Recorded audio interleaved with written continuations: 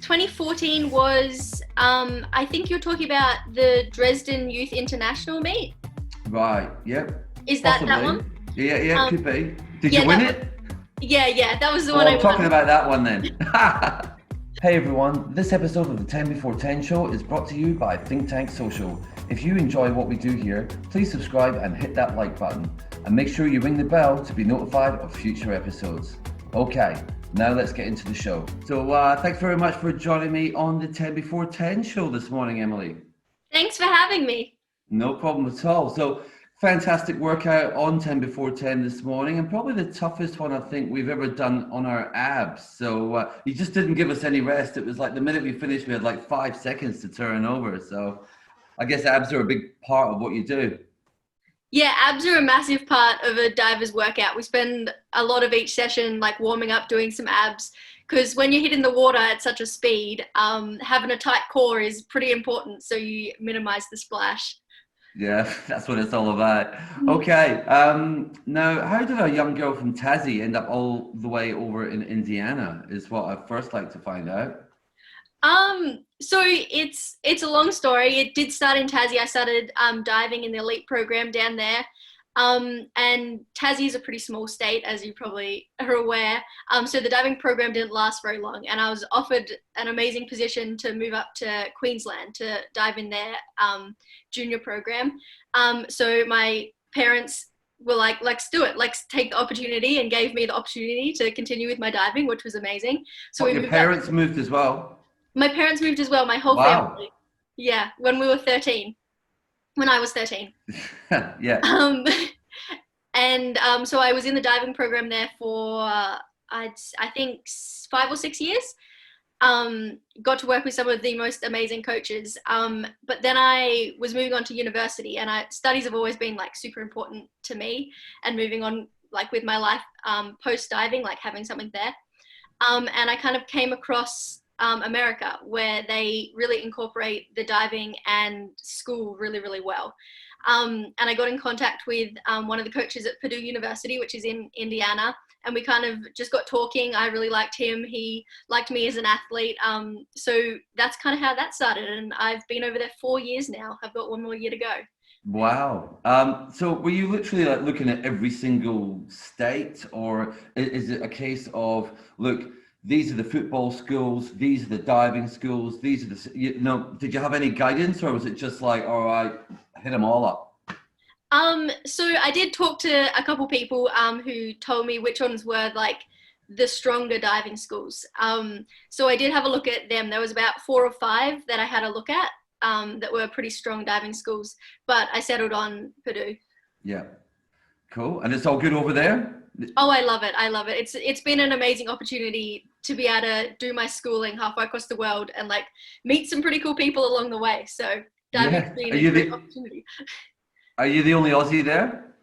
I'm the only Aussie on the dive team. There's a couple of other Aussies in the other teams. So there's one on the softball team and in the golf team as well, I think. So there's a couple of us over there, but yeah, I'm the only one on the dive team. Cool. So how did you actually get into diving in the first place? Was it just the local pool and you know, the platform was there and you thought I'll have a crack, or? Well, this is a funny story actually. So I was a gymnast since I was about 4 or 5. And as you know, like when you're younger, you have to take swimming lessons.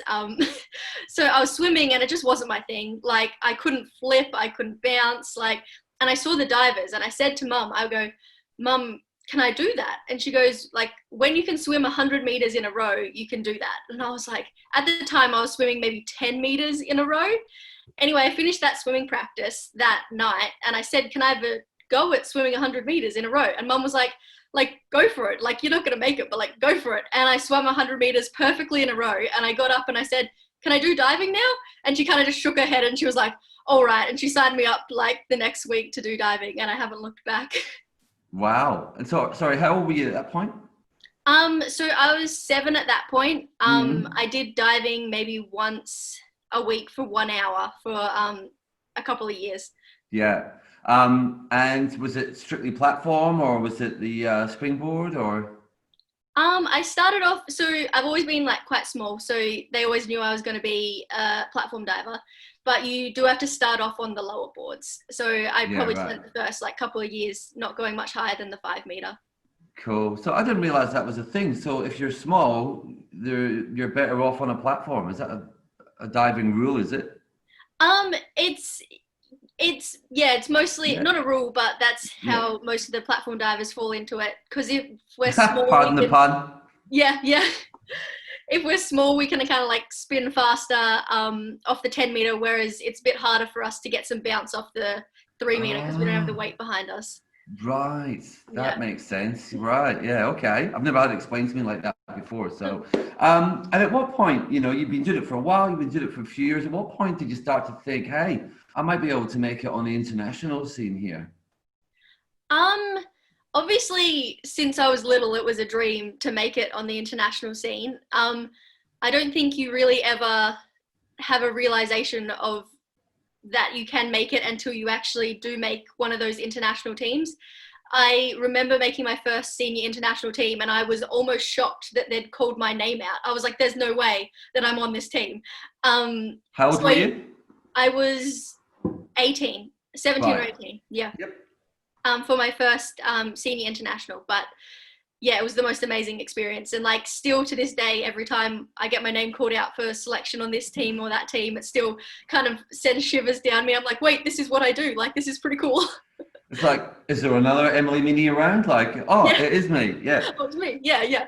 And because you had you won a senior comp back in 2014, I think. Was that your first one? Your first major senior championship? 2014.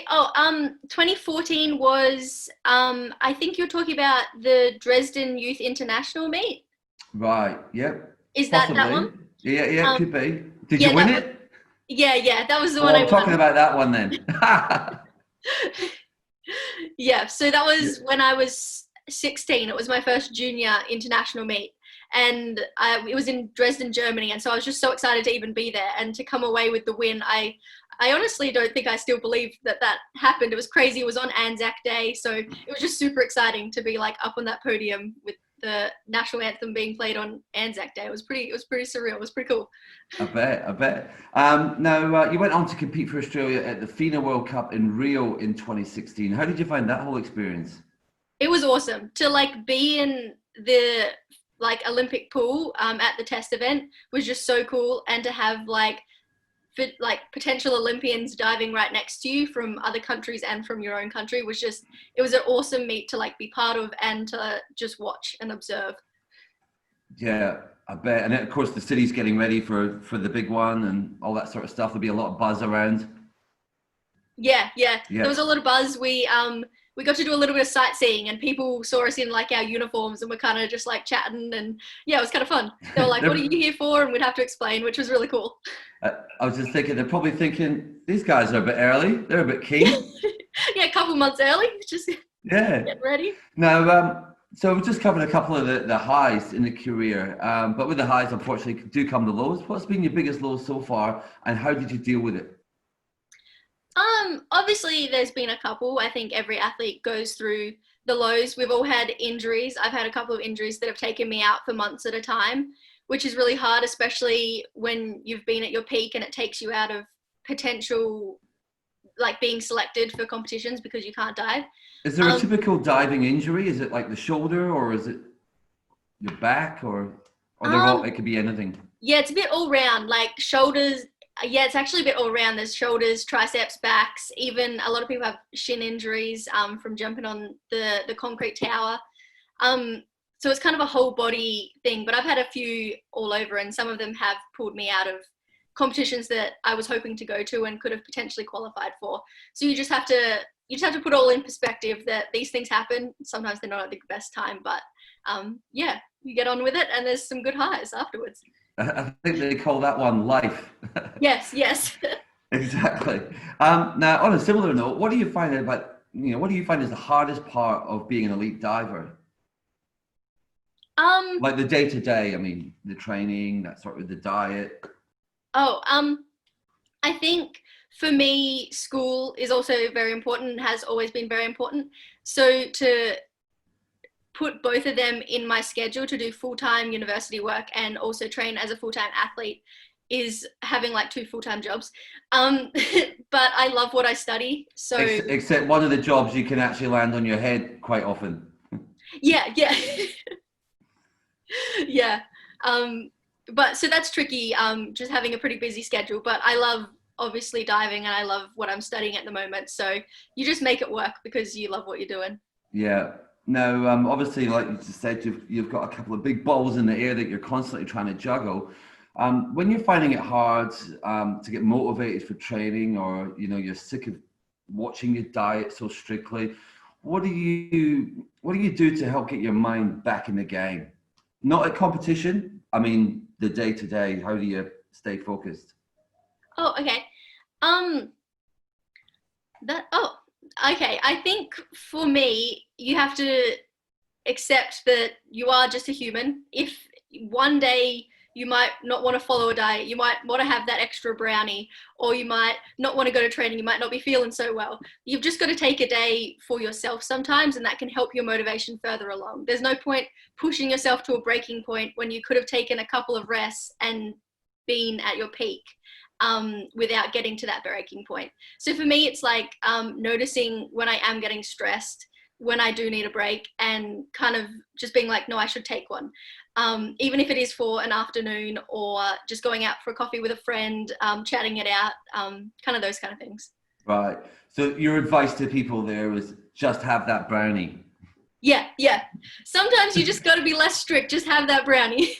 Maybe don't sort of empty the whole jar out, but one's not going to kill you. One's not going to hurt. No. So how about when you're trying to get psyched for an actual event? It's the day of the event, you want to get yourself pumped up. Do you listen to music, or do you follow a specific ritual, or? I have a pretty specific routine that I've been using for probably the last 6 or 7 years. I listen to music. I'll come in, I'll do the same warm up, I'll prepare the same dives. And kind of right before the competition, I'm one of those people that doesn't want to get too much in my head. So a lot of the time I'll find someone else who wants to have a chat, and I'll just have a quick chat to kind of get my mind off competing, because if I overthink things, for me, that's when things go bad. So it's better for me when I'm like keeping it lighthearted, having a few chats, listening to some good music, but also keeping that routine. So I have some consistency in there. It's not all over the place. Cool. Sounds good. Now, obviously, we've had a very strange year this year. What's it like being as an athlete to be stuck at home for so long? And where has that been happening for you? Did you come back to Australia, or are you over in America? So I had to come home in March. So normally I'd come home in May at the end of the school year, but all the diving was cut short and the borders were about to close. So Mum booked me a ticket and I came home in March. And I've kind of just been at home ever since. And we did have that, I think it was a 2-month block of not even being able to train like anywhere. So we had to train at home. But like I got some equipment and I kind of tried to make the best of it. It was a little bit tricky, obviously lost some fitness, lost a lot of fitness, building it back now because we're back in the gyms and to some degree back in the dryland and the pools. So building it back now, but it was a pretty tough time to keep fit, but it was also a great time to work on other things. Like I tried to work on my mental game and my diet and things I could improve in that extra time I had over those couple of months. Yeah. So it's just finding out what you can do during that time. Yeah. And were you able to find any positives from what's been taking place these last few months? I think the sense of community and how willing everyone is to still work as hard as they possibly can with having all these restrictions and all these limitations with our training at the moment. People still come in very motivated to do their best with the situation, which has been super cool to see happening, because it's very easy to lose motivation when these kind of things are going on. It's easy to lose motivation when these things aren't going on, I think. Exactly. So we said at the top of the show that you're at uni, you're studying nutrition, fitness and health. So what are your plans for life after diving at this stage anyway? I mean, I'm assuming they're going to involve something to do with your degree. Yeah, so I'm finishing up my degree this year. I've got one more year, and then I've got to take an exam, and then hopefully I'll be a registered dietitian. And I would love to be able to work with sports teams, obviously, because I'm in that realm, and I just love that kind of atmosphere and working with those kind of people. But also within the hospital scene and helping out there, really wherever I can get work, honestly. Yeah. But in the end, I would love to work within the elite sport sector. Well, I'm sure you're going to have a few contacts, that's for sure. Yeah. Now, if you were to give some advice to the junior divers that are just starting out, what would that be? I think to really enjoy it, never take it too seriously. It is a sport. Always train hard, never leave anything in the pool. I think for me, if I end my career knowing that I've given it 100%, and even if that doesn't ever get me to the Olympic Games or get me a gold medal, if I've given it 100%, I'll be happy with myself. So just give it 100%, have a little bit of fun along the way, make some great relationships, because they'll be the things that you'll remember. Because I read somewhere that you're the smiliest person in the Australian diving team. Is that right? I like to have a bit of fun. I think smiles are contagious. So if I'm Absolutely. smiling, hopefully other people will too. Definitely. Okay, well, last question.